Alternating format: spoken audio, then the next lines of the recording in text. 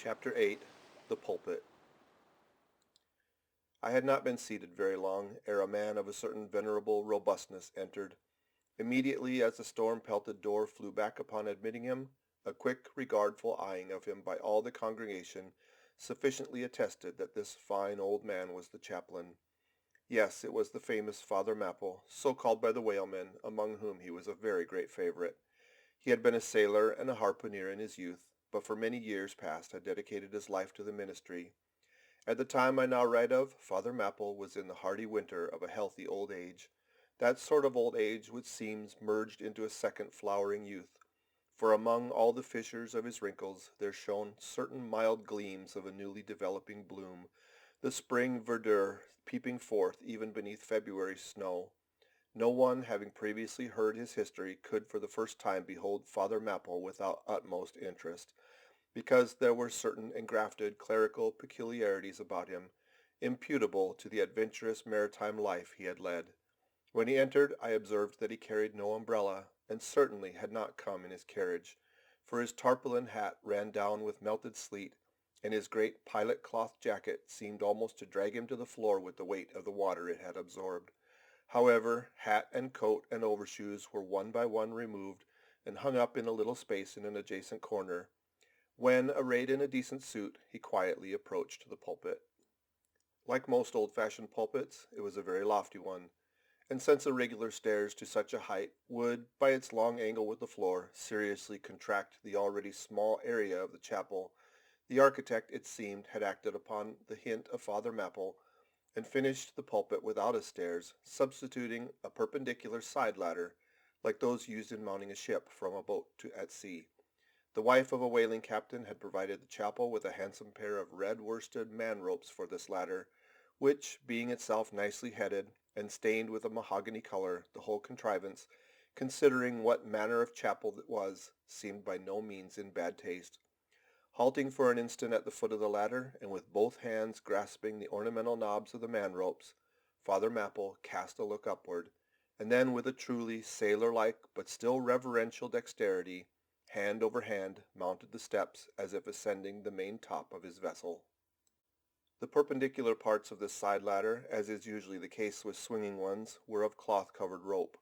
Only the rounds were of wood, so that at every step there was a joint.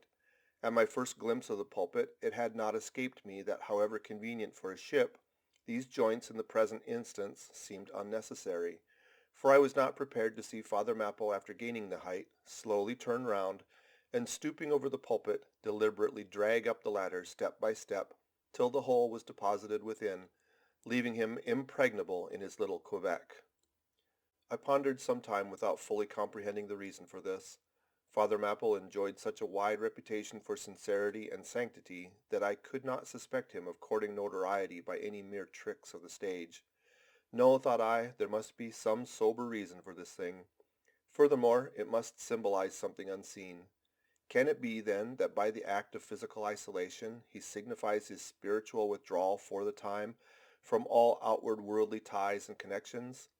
Yes, for replenished with the meat and wine of the Word to the faithful man of God, this pulpit, I see, is a self-containing stronghold, a lofty Ehrenbreitstein with a perpetual well of water within the walls.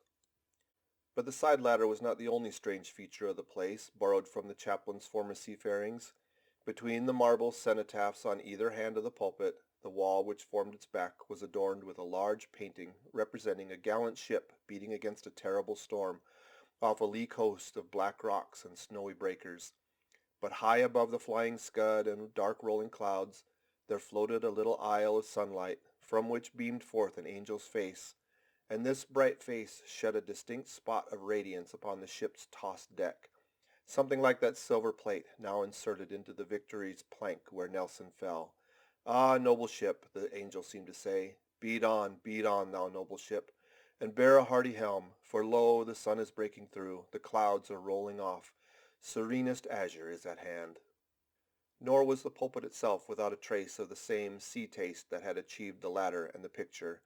Its paneled front was in the likeness of a ship's bluff bows, and the Holy Bible rested on a projected piece of scrollwork, fashioned after a ship's fiddle-headed beak. What could be more full of meaning? For the pulpit is ever this earth's foremost part. All the rest comes in its rear. The pulpit leads the world. From thence it is the storm of God's quick wrath is first descried, and the bow must bear the earliest brunt. From thence it is the god of breezes, fair or foul, is first invoked for favorable winds.